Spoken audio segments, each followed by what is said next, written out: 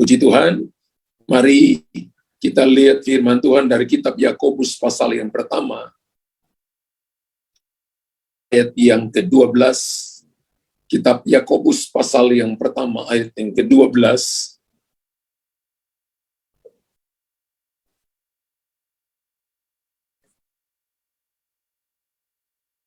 Kitab Yakobus pasal pertama, ayat yang ke-12.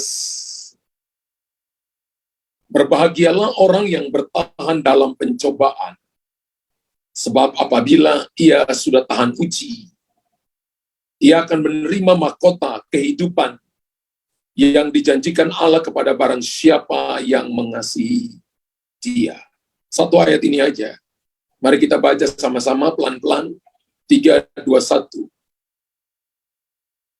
Berbahagialah, tolong multimedia, berbahagialah yang bertahan dalam pencobaan, sebab apabila ia sudah tahan uji, ia akan menerima mahkota kehidupan yang dijanjikan Allah kepada barang siapa yang mengasihi dia. Bapak Ibu perhatikan baik-baik, Alkitab berkata bahwa ada satu mahkota yang akan diberikan kehidupan. Banyak yang tolonglah saudara, berapa banyak yang mau terima mahkota kehidupan? Dan mahkota kehidupan diberikan ketika Bapak Ibu melewati yang namanya pencobaan. Dan saya percaya bahwa tidak semua mau melewati namanya pencobaan. Benar? Semua kita maunya the highways, tidak ada halangan, tidak ada tantangan. Semua kita mau mimpi kita jadi kenyataan, mau yang kita inginkan terjadi. Tapi ketika kita menjalaninya, ada kalanya itu tidak sesuai dengan ekspektasi, tidak sesuai dengan pengharapan kita. Yang ada adalah kita mengalami pencobaan. Berapa banyak Bapak Ibu yang suka pencobaan? Angkat tangan. Bapak Ibu amin atau tidak amin, haleluya atau tidak haleluya.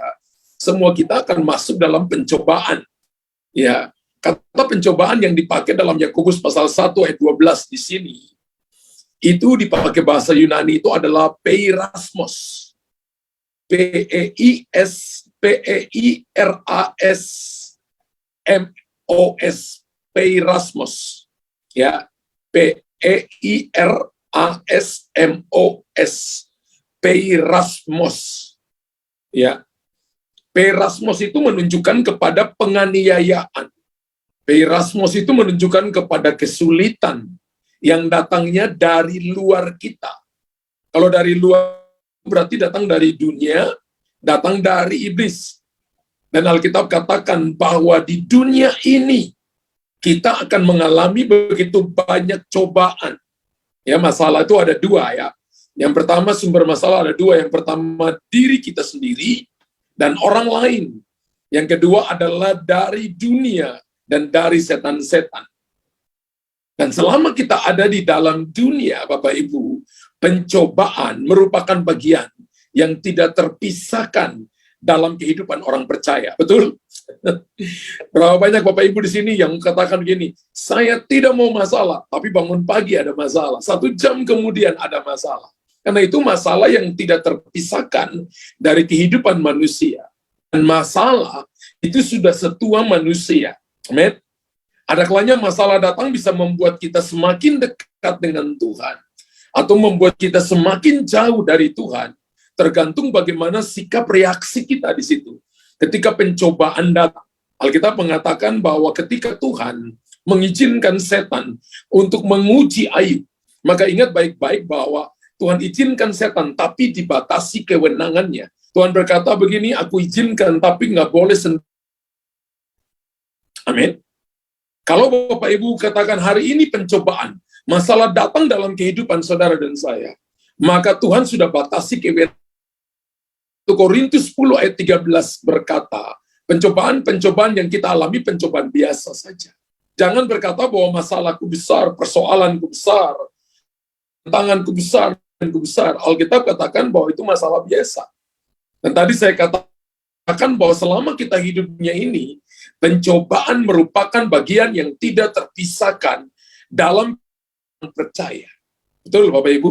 Tapi sebagai anak-anak Tuhan, menjadi sebuah kerinduan dari hati Bapa di sorga, supaya Tuhan mau ketika kita menghadapi pencobaan, Tuhan mau ketika kita menghadapi tantangan, Tuhan mau ketika kita menghadapi ujian kehidupan, saudara dan saya menjadi pemenang kehidupan.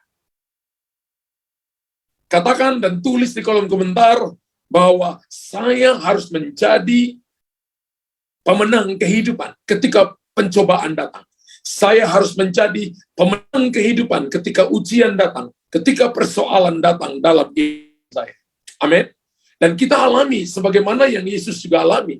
Ketika Tuhan Yesus ada di dunia ini menurut Matius pasal yang keempat, maka dia dicobai oleh setan. Setan mencoba Yesus dengan keinginan mata, keinginan daging, dan keinginan dari keinginan hidupnya, keinginan daging, keinginan mata, dan keinginan saudara? Ya,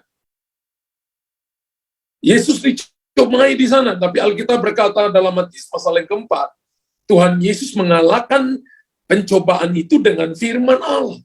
Kalau Bapak Ibu menghadapi pencobaan, menghadapi masalah, menghadapi peirasmos, maka Bapak Ibu tidak boleh hadapi dengan kekuatan Bapak Ibu, tapi Bapak Ibu harus hadapi seperti Tuhan Yesus hadapi. Hadapi dengan firman Allah. Amin. Maka saya percaya bahwa kita akan mengalami kemenangan, kita akan mengalami terobosan, dan akan menang atas kehidupan ini. Bapak Ibu, kita nggak boleh jadi anak kecil, tapi kita harus menjadi orang-orang dewasa.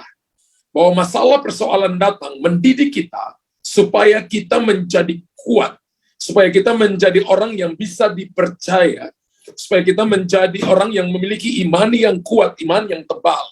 Jadi ketika Bapak Ibu hadapi masalah, sebenarnya Tuhan sayang saudara, Anda sedang dilatih oleh Tuhan. Dan pencobaan yang tidak kena, pencobaan juga tidak kenal status sosial, betul? Baik orang kaya, baik orang miskin, baik orang yang punya kedudukan, baik orang yang paling rendah, baik orang yang pintar, maupun orang yang bodoh, baik orang yang ternama, bahkan yang tidak ternama. Pencobaan tidak kenal status sosial. Pencobaan datang kepada semua orang. Dan Rasul Yakobus memberikan sebuah gambaran tentang status yang sama. Status manusia itu sesuatu yang fana, itu bukan sesuatu yang kekal. Dan pencobaan datang kepada semua status kehidupan kita, dan tidak mengenal status sosial. Kalau Bapak Ibu perhatikan Yakobus pasal yang pertama ayat 9 sampai ayat yang ke-11. Yakobus pasal yang pertama ayat 9 sampai ayat yang ke-11. Saya tahu bahwa ada yang Bapak Ibu datang di sini, Anda mengalami jalan buntu dan Anda putus asa hari ini. Dan Anda berkata, rasanya aku nggak mau lagi berdoa. Rasanya Anda nggak punya kerinduan untuk ketemu dengan banyak orang. Anda ada di tengah-tengah orang banyak, tapi Anda merasa loneliness. Anda merasa sendiri. Anda merasa ditinggalkan. Pagi hari ini firman Tuhan untuk Anda. Supaya saudara dan saya belajar bahwa katakan firman, tempat sandaranmu, tempat kekuatanmu hanya firman Tuhan. Ketika kita datang dengan firman Tuhan, maka masalah itu akan menjadi kendaraan. Masalah itu akan menjadi batu pijakan untuk kita naik lebih tinggi, dan kita akan melihat jauh melampaui yang dapat dilihat oleh orang lain. Prinsip ketika Bapak Ibu hadapi pencobaan adalah tidak boleh menaruh hidupmu selevel dengan masalah. Tidak boleh berpikir selevel dengan masalah. Yakobus pasal 1 ayat 9 sampai 11 berkata, keadaan rendah dan keadaan kaya, baiklah saudara yang berada dalam keadaan rendah, bermegahkanlah kedudukannya yang tinggi. Dan orang kaya karena kedudukannya rendah, sebab ia akan lenyap seperti bunga rumput. Karena matahari terbit dengan panasnya yang terik dan melayukan rumput itu, sehingga gugurlah bunganya dan hilanglah semaraknya. Demikianlah juga halnya dengan orang kaya, di tengah-tengah segala usahanya, ia akan lenyap. Dan Alkitab berkata bahwa Rasul Yakobus mencoba memberikan sebuah gambaran bahwa masalah, bahwa persoalan datang kepada semua status sosial. Tidak kenal status sosial. Entah dia kaya, entah dia miskin, entah dia terkenal, entah dia punya pendidikan, entah dia punya titel banyak di depan nama dia, di belakang nama dia, tetap masalah datang dalam kehidupannya. Tapi satu hal yang membuat Anda berbeda ketika masalah datang adalah ketika Bapak Ibu selalu pegang firman Tuhan, selalu percaya firman Tuhan. Akan berbeda dengan orang sukses, dengan orang pecundang adalah para pecundang itu ketika masalah datang mereka lari dan menyalahkan orang lain. Mereka tidak mau untuk membangun hidup mereka dan menjadi kuat supaya mereka bisa nolong orang lain sehingga mereka jadi pemenang sejati. Dan Tuhan mau kita jadi pemenang sejati. Amin. Bagaimana cara supaya kita menjadi pemenang? Supaya kita menang atas pencobaan, menang atas ujian, menang atas masalah yang datang, yang mungkin diizinkan Tuhan datang atas hidup kita. Rahasia agar kita menang dalam pencobaan itu yang pertama adalah hadapi setiap cobaan dengan sukacita. Saya tidak pernah temukan, jarang saya temukan orang ketika masalah, dia datang dan dia katakan gini, Pastor Luther, saya lagi punya masalah, dan dia tertawa. Saya jarang. Yang ada adalah saya lihat tangisan, yang ada adalah saya lihat omelan, yang ada adalah saya lihat salahkan orang lain, yang ada adalah dia katakan gereja itu salah, gereja ini yang paling benar, orang itu salah, orang ini paling benar. Selalu yang pagi hari ini mau share nih kepada saudara, bahwa bagaimana supaya kita bisa menang atas pencobaan. Hadapi setiap cobaan dengan sukacita. Amin. Firman Allah berkata begini, pencobaan-pencobaan yang kamu alami adalah pencobaan-pencobaan biasa yang tidak melampaui kekuatan manusia. Sebab pada waktu kamu dicobai, maka Allah memberikan kepada kamu jalan keluar supaya kamu dapat menanggungnya. Kata kuncinya di situ adalah begini, untuk kita adalah kita dapat menanggungnya, berarti masalah, pencobaan yang datang tidak diangkat oleh Tuhan. Tapi Tuhan berkata tidak melampaui kekuatan kita. Tuhan berkata bahwa Dia akan memberikan kepada kita jalan keluar, dan Tuhan akan menyertai kita di situ. Yakobus pasal 1 ayat yang kedua berkata, anggaplah sebagai suatu kebahagiaan apabila kamu jatuh dalam berbagai-bagai pencobaan. Yakobus pasal 1 ayat yang kedua berkata, ketika masalah dengan sukacita.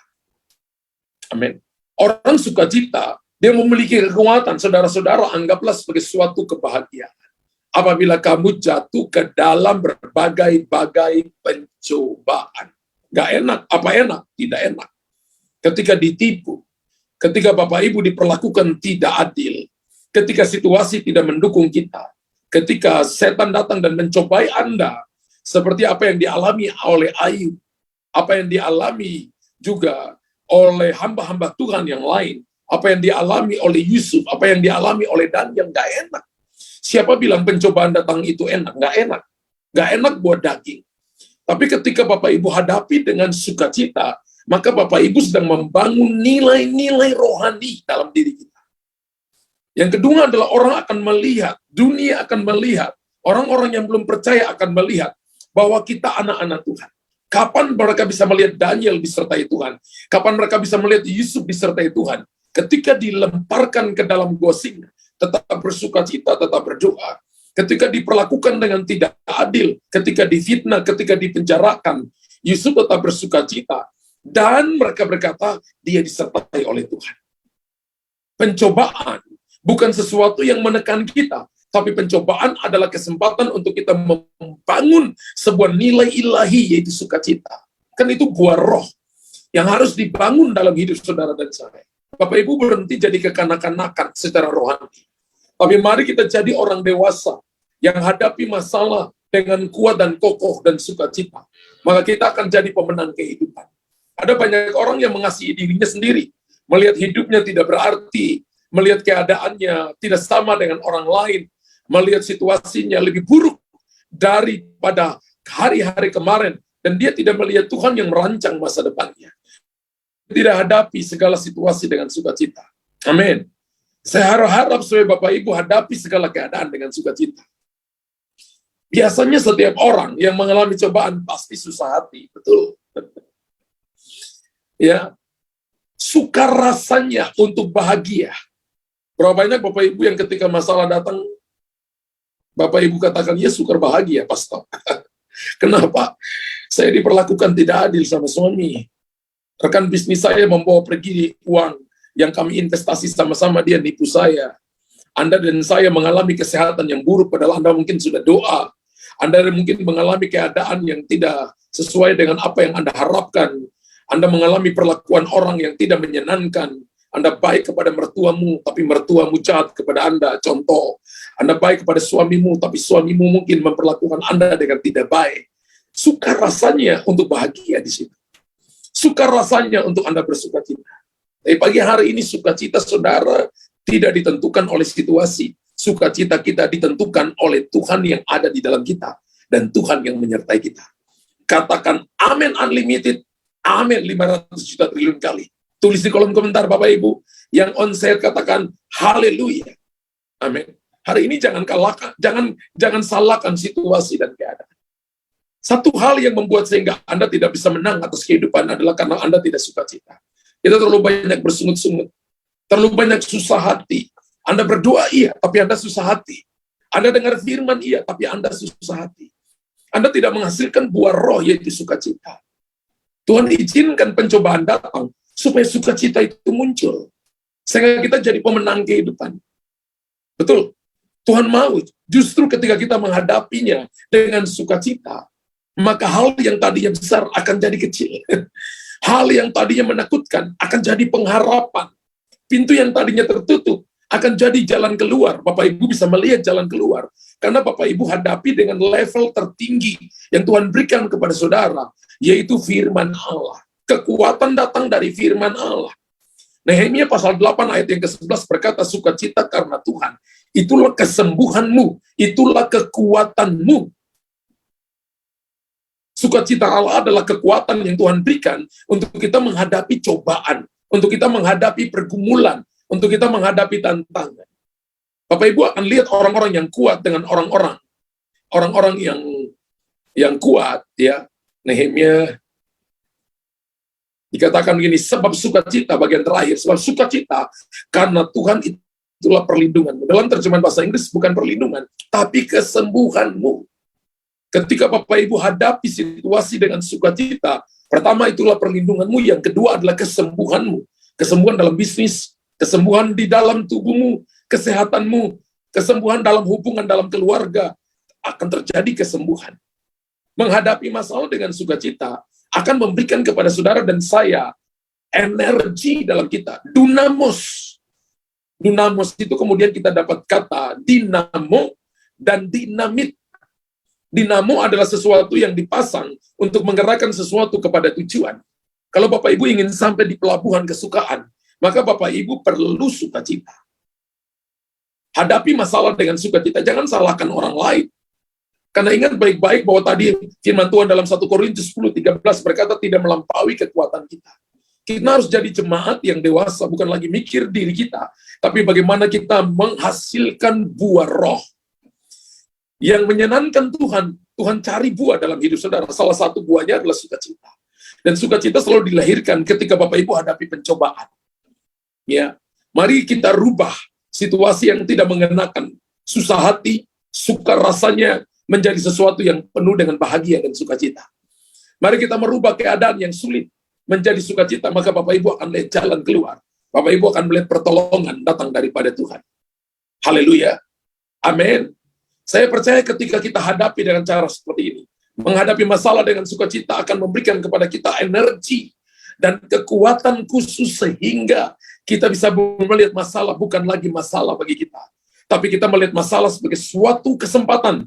Masalah bukan ancaman, tapi masalah merupakan sebuah batu pijakan untuk kita naik tinggi. Masalah merupakan sebuah kendaraan yang akan membawa kita cepat sampai kepada tujuan. Katakan haleluya. Amin. Jadi hari ini kalau kita hadapi masalah, harusnya Bapak Ibu bersyukur. Karena itu batu pijakan. Jangan ngomel, tapi naik saja saudara. Untuk naik lebih tinggi. Naik saja kendaraan untuk membawa Anda lebih cepat sampai kepada tujuan. Yang pertama, hadapi masalahmu dengan sukacita. Hadapi pencobaanmu. Hadapi tekanan dunia ini. Hadapi ujian yang diizinkan, yang setan datang mencobai saudara dengan keinginan daging, keinginan mata, dan keinginan keinginan roh itu, saudara dan saya harus hadapi dengan sukacita. Amin. Hadapi dengan sukacita. Yang kedua adalah bagaimana ketika pencobaan datang, bukan cuma hadapi dengan sukacita, tapi bertahan ketika menghadapi pencobaan. Jujur Bapak Ibu, saya lihat ini nggak mudah bagi orang percaya. Dan dalam pelayanan konseling, saya selalu dengar pastor saya, Pak Pendeta, Pak Gembala, saya nggak tahan. Saya sudah nggak kuat bertahan. Kenapa? Karena dia katakan masalah besar. Saya sudah hadapi begitu lama. Perlakuan orang yang saya kasih, perlakuan orang di mana rekan kerja saya, itu sudah tidak cocok dengan saya.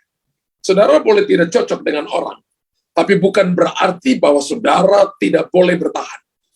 Bapak, Ibu, dan saya mungkin tidak kerjasama, tapi yang Tuhan mau bertahan itu adalah di dalam saudara. Tidak mudah menyerah. Merupakan salah satu tanda bahwa kita memiliki pengharapan. Dan kita lihat ada begitu banyak orang yang mudah putus asa. Ada begitu banyak orang yang berkata bahwa tidak ada kesempatan, tidak ada jalan. Dan mereka tidak pernah jadi sesuatu sehingga bisa dipakai untuk mempermuliakan nama Tuhan. Saya percaya emas yang kita pakai di tangan, yang kita gantung di leher kita, yang kita simpan untuk menjadi sebuah investasi dalam kehidupan kita, itu tidak diuji di sebuah level-level yang aman, tapi dia harus dipanaskan di dalam dapur api dengan suhu 1100 derajat Celcius. Tidak mudah menyerah, merupakan salah satu tanda bahwa ia memiliki pengharapan. Hal yang kedua ini penting Bapak Ibu, bertahan ketika pencobaan datang. Alkitab berkata bahwa Tuhan memberikan kepada kita kuasa untuk menahan kekuatan musuh. Saudara dan saya diberikan kuasa untuk menahan kekuatan musuh. Yesus ketika dicobai oleh setan, dia lapar iya, tapi dia tidak mau mengikuti keinginan setan. Setan berkata begini, jadikan batu ini jadi roti. Apa Yesus nggak bisa kerjakan? Yesus bisa. Tapi Yesus tidak mau mengikuti keinginannya, tapi Yesus pakai firman. Yesus berkata manusia tidak hidup hanya dari roti, tapi setiap firman yang keluar dari mulut Allah. Bertahan itu artinya dengan firman. Kenapa bertahan? Karena persoalan masalah yang datang dalam hidup saudara tidak kekal Bapak Ibu. Persoalan yang datang dalam hidup kita itu cuma periodik. Di tengah-tengah periodik titik A dan titik B itu, di tengah-tengahnya Tuhan ingin mengajarkan kepada kita sebuah daya tahan ilahi supaya kita jadi sukses. Saya lihat orang-orang yang sukses. Salah satu kunci sukses orang yang hebat di dunia ini adalah karena mereka bertahan dalam menghadapi kesulitan. Ada banyak orang sukses yang tidak lahir dari keluarga sukses. Ada banyak orang yang hari ini mereka kaya raya, mereka tidak lahir dari keluarga yang kaya raya. Tapi mereka adalah orang yang bertahan di tengah-tengah keadaan yang sulit, sehingga akhirnya mereka keluar dan mereka menjadi sukses. Orang-orang hebat adalah mereka bertahan di tengah-tengah situasi yang tidak mungkin. Tapi mereka percaya bahwa Tuhan menyertai mereka. Kalau orang-orang di luar sana yang mereka tidak mengenal Tuhan secara pribadi, bisa melakukan hal-hal yang luar biasa, sehingga bisa membawa sebuah influence dan pengaruh bagi dunia ini.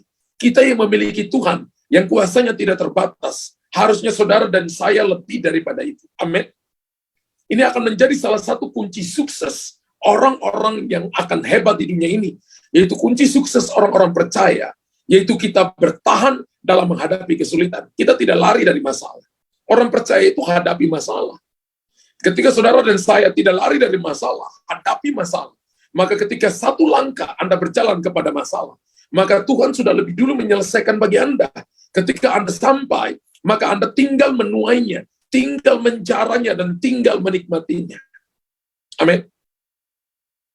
Dan anak tangga kesuksesan, ketika Bapak Ibu hadapi pencobaan, dan Bapak Ibu bertahan, itu artinya tinggal selangkah lagi, maka Anda akan sampai di puncak. Ada banyak orang yang berhenti karena dia pikir, saya sudah nggak kuat. Kekuatan kita bukan karena makan dan minum. Kekuatan kita bukan 4 sehat, 5 sempurna. Kalau Bapak Ibu pun lakukan itu, hanya bertahan beberapa jam saja. Bertahan 1 hari saja, besok sudah lapar lagi. Tapi kalau kekuatan yang diberikan oleh firman Tuhan itu unlimited. Kekuatan yang diberikan oleh firman Tuhan itu tidak ada batasnya. Ketika Bapak Ibu dan saya miliki firman, jadi dewasa, bertahan artinya Bapak Ibu latih diri berdoa, belum melihat hasil tapi tetap bertahan, tetap berdoa, tetap ibadah, tetap cari Tuhan sungguh-sungguh, tetap mengucap syukur, tetap bersuka cita. Bapak Ibu, ketika Bapak Ibu hadapi masalah yang banyak, muka Bapak Ibu tidak kusam. Tapi Bapak Ibu, Alkitab katakan pakai minyakmu di rambut. Dan jangan orang tahu bahwa kamu sedang puasa. Harus tunjukkan bahwa kamu sedang bersuka cita. Karena itu adalah anak tangga kesuksesan untuk selangkah lagi Anda sampai di puncak. Dan saya lihat ada begitu banyak orang Kristen. Mereka kembali lagi dari anak tangga pertama. Karena ketika mereka sudah 1 langkah lagi sampai di puncak, mereka tidak bertahan. Tapi saya sedang bicara kepada orang-orang yang bertahan hari ini. Saya sedang bicara kepada mereka yang berkata, saya tidak akan cerai. Mereka yang sedang berkata, saya tidak akan undur dari Tuhan. Saya akan tetap berdoa. Mereka yang berkata begini, aku akan pegang firman Tuhan. Mereka akan berkata, setelah kali Yesus tetap Yesus. Mereka yang berkata begini, perjuanganku adalah selalu percaya kepada firman Allah. Dan ketika aku percaya kepada firman Allah, dan itu tidak pernah jadi sia-sia. Amin. Tuhan selalu memperhitungkan iman saudara dan saya. Oleh karena itu teruslah bertahan. Dengan satu pengharapan, bahwa Tuhan kita adalah Tuhan yang setia. Yang tidak akan pernah meninggalkan kita sedetik pun. Yakinkan dirimu, lalu yakinkan orang lain. Suami yakinkan dirimu, lalu yakinkan istrimu. Orang tua yakinkan anak-anak. Anak-anak yakinkan orang tua. Kita yakinkan teman-teman bisnis kita. Kita yakinkan orang lain. Bahwa badai ini pasti berlalu. Tulis di kolom komentar, katakan badai ini pasti berlalu. Aku akan menang dan aku akan melihat jalan keluar. Aku akan sampai di puncak karena Tuhan yang menolong aku. Dengan mengerti hal ini akan membuat kita menang. Dengan mengerti hal ini akan membuat kita kuat dalam menghadapi pencobaan. Jangan hidup dengan pikiran bahwa masalahku besar. Kita hidup bertahun-tahun dengan pikiran seperti itu, kita jadi orang yang bodoh. Tapi kalau Bapak Ibu mau jadi orang yang bijaksana, maka Bapak Ibu harus berpikir bahwa saya akan menjadi pemenang kehidupan.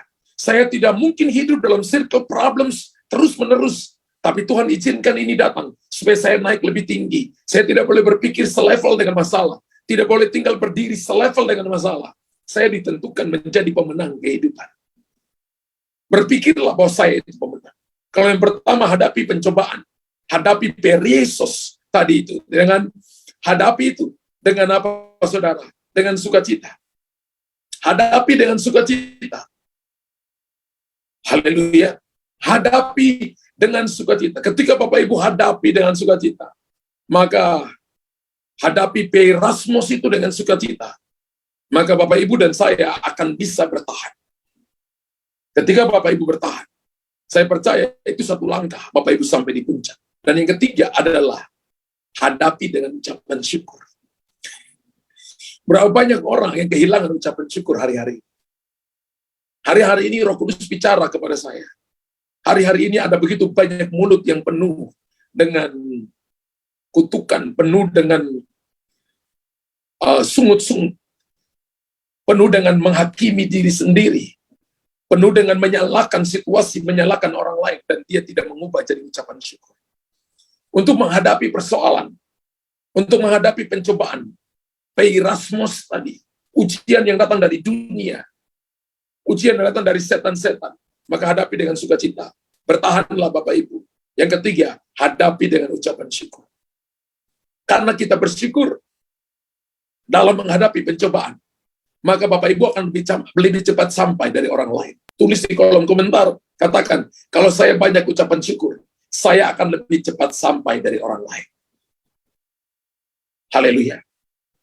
Coba Bapak Ibu latih, dalam 3 bulan ini tiap hari ucap syukur saja. Berhenti minta-minta, berhenti bersungut-sungut. Lalu ucap syukur. 1 jam itu Tuhan, aku ucap syukur, aku ucap syukur, aku ucap syukur, aku ucap syukur, aku ucap syukur. Ketika Bapak Ibu lakukan ini, maka seperti 5 roti 2 ikan di tangan Tuhan. Menghadapi 5.000 orang laki-laki, tidak terhitung perempuan anak-anak, maka mujizat terjadi. Kekuatan ucapan syukur itu melipat gandakan yang tadinya sedikit menjadi banyak. Bahkan ada sisanya. Sisanya 12 bakul. Bapak Ibu tahu nggak? Yang punya 5 roti 2 ikan itu seorang anak kecil. Tahu namanya? Tahu nama anak kecil itu? Nah, anak laki-laki itu tahu namanya? Namanya Roti Boy. Ya. Ya. Haleluya. Nanti yang akan punya 12 bakul itu Roti Boy itu. Bapak Ibu perhatikan baik-baik, kekuatan ucapan syukur akan membuat pelipat gandaan. Yang kedua, kekuatan ucapan syukur itu akan membuka langit. Ketika Yesus berhadapan dengan Lazarus, maka Yesus tidak berdoa syafaat yang panjang. Yesus cuma berkata, Bapa, aku mengucap syukur, engkau mendengarkan aku. Dan Yesus kembali ke mulut gua itu, dan Yesus berkata, Lazarus, keluarlah. Ketika dia ucap syukur, dia sedang membuka langit. Ketika dia membuka langit, maka pintu-pintu kubur terbuka. Hari ini ada pintu yang tertutup bagi saudara, maka ucap syukur. Pencobaan datang, menyumbat hubunganmu dengan orang lain. Pencobaan datang dan menyumbat masalahmu, menyumbat persoalanmu. Anda tidak bisa lihat jalan keluar. Ucap syukur, saudara. Dan Anda akan melihat terobosan. Tadi saya katakan, orang yang sering ucap syukur akan sampai lebih dulu dari orang lain di tempat tujuan. Orang yang sering ucap syukur akan dipromosi oleh Tuhan. Dia akan melihat mujizat terjadi dalam hidupnya. Tugas murid-murid hanya membuka kain kafan. Tapi Tuhan sedang memberikan contoh kepada mereka ketika mereka menghadapi kekurangan, menghadapi keadaan yang sulit, menghadapi pintu-pintu tertutup, bahkan sampai kematian dalam bisnis, kematian dalam hubungan, maka ucap syukur itu akan membuka langit. Ucapan syukur adalah kunci untuk Anda membuka pintu sorga, untuk Anda melihat terobosan terjadi dalam hidup Anda. Jadi ketika saudara dan saya hadapi pencobaan, dicobai oleh dunia, dicobai oleh setan-setan, ucap syukur. Ingat, satu waktu saya sama istri, anak-anak, kami sedang mau pergi liburan. Ya, saya ingat waktu di Denpasar.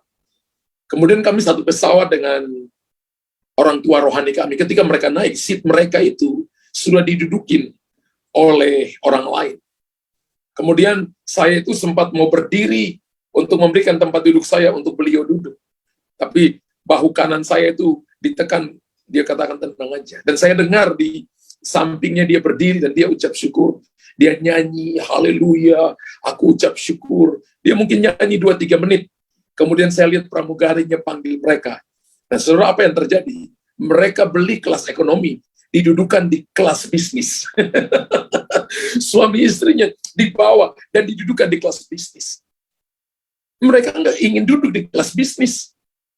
Tapi saudara dengar baik-baik, dia tidak bersungut-sungut, tidak marah-marah, kurang ajar, dia ambil seat saya, itu kan seat saya. Tidak salahkan orang lain. Tapi saya dengar di samping saya, dia ucap syukur. Aku ucap syukur Tuhan, Engkau telah memberikan yang terbaik bagiku. Aku ucap syukur. Nggak sampai 5 menit loh saudara. Saya lihat sendiri dengan mata kepala. Pramugari panggil, dan mereka didudukan di kelas bisnis. Saya beritahukan tadi kepada saudara begini, orang yang suka ucap syukur dalam keadaan ketika dihadapi pencobaan, hadapi masalah dalam keadaan apapun. Ketika dia ucap syukur, dia akan sampai lebih dulu. Dia beli kelas ekonomi, dapatnya bisnis kelas. Haleluya. Satu saat saya ngantarin teman saya ke bandara, dia waktu itu sedang cari oleh-oleh. Kemudian kami ke bandara itu sudah terlambat di tengah jalan, tuh saya cepat sekali, saudara. Ketika kami sampai di counter check-in, saudara, pesawatnya sudah pergi. Dan saya lihat dia tertegun sebentar, kemudian dia katakan, Tuhan, aku mengucap syukur, aku mengucap syukur, aku mengucap syukur, aku mengucap syukur. Saya udah gak bisa ngomong dengan dia. Dia hanya ucap syukur, ucap syukur, ucap syukur, ucap syukur. Mungkin 20 menit, dia ucap syukur terus. Tiba-tiba ada seseorang datang dan katakan, Pak, ada yang bisa saya bantu? Kemudian kami bicara bahwa tadi Bapak kami terlambat, pesawat pergi meninggalkan. Dia katakan, oke, saya akan urus. Saudara, dia urus, saudara. Tanpa keluarkan uang, dengan tiket yang tadi harusnya hangus. Dan dikasih kelas bisnis untuk penerbangan 1 jam kemudian. Terlambat. Harus ditinggalkan pesawat. Tapi dia tidak sungut-sungut. Dia tidak menyalahkan dirinya. Dia tidak menyalahkan macetnya di jalan. Tapi dia ucap syukur, ucap syukur, ucap syukur. Saudara, ditinggalkan pesawat harusnya hangus. Tapi dikasih kelas ekonomi tanpa keluarkan 1 uang pun. Ketika saudara dan saya ucap syukur, Anda itu sebenarnya dikasih kelas VVIP. Ayo tulis di kolom komentar. Ketika saya penuh dengan ucapan syukur, saya sedang dikasih kelas VVIP sama Tuhan. Anda akan diperhatikan oleh sorga. Malaikat-malaikat akan ikut bekerja. Diperintahkan untuk menjaga langkah-langkahmu. Anda tidak akan dipermalukan. Anda tidak akan diberikan kekurangan. Bahkan Anda akan diberikan fasilitas yang terbaik. Firman Tuhan berkata bahwa apabila ia sudah tahan uji, ia akan menerima mahkota kehidupan. Bapak Ibu nggak mungkin terima mahkota kehidupan kalau sungut-sungut, kalau tidak bersuka cita, kalau tidak bertahan, kalau tidak ucap syukur. Tapi ketika Bapak Ibu lakukan 3 ini, saya percaya satu waktu nanti di kepala kita semua ada mahkota kehidupan yang akan diberikan Bapa di sorga kepada kita. Kenapa? Karena bangga dengan anak-anaknya. Dia hadapi masalah banyak, dia punya pencobaan banyak, keadaan banyak, membuat dia susah hati, tapi dia bertahan. Membuat dia tidak punya alasan untuk bersuka cita, tapi dia bersuka cita. Membuat dia tidak punya alasan untuk ucap syukur, tapi dia bersyukur. Mungkin dia rugi, mungkin dia diperlakukan dengan tidak adil, tapi dia tetap bersuka cita, dia tetap bertahan, dia tetap bersyukur. Dan Tuhan mengaruniakan kepadamu mahkota kehidupan yang dijanjikan Allah kepada barang siapa yang mengasihi dia. Sudah selesai khotbahnya. Berapa banyak Anda yang katakan saya diberkati di pagi hari? Berapa banyak Anda yang berkata bahwa pagi hari ini saya sungguh amat diberkati oleh Tuhan? Tulis di kolom komentar. Yang on-site katakan, saya diberkati oleh Tuhan pagi hari ini. Saya percaya kerinduan Tuhan adalah untuk memberkati kita semua. Kekristenan adalah tempat untuk saudara dan saya melatih hatimu sungguh-sungguh. Kekristenan, ketika Anda sudah ikut Tuhan, jangan jadi orang Kristen yang manja, kekanak-kanakan, tapi jadi orang Kristen yang hadapi masalah dengan sukacita, dengan bertahan, dengan ucapan syukur, supaya mahkota kehidupan diberikan Tuhan kepada saudara. Haleluya. Mari Bapak Ibu, pejamkan mata saudara. Pagi hari ini Tuhan, yang jemaat, yang onsite silakan berdiri. Pagi hari ini, Tuhan kami percaya ada begitu banyak masalah yang datang dalam hidup kami. Ada begitu banyak keadaan yang sulit yang kami hadapi. Tapi kami tahu satu hal, Engkau tidak meninggalkan kami. Kami tahu satu hal, Engkau berikan kepada kami kunci sukacita untuk kami bertahan, untuk kami bersyukur. Ini adalah kunci yang Tuhan berikan kepada kami. Sehingga kami jadi pemenang kehidupan. Kami bukan menjadi orang-orang yang kalah, tapi kami menjadi para pemenang kehidupan.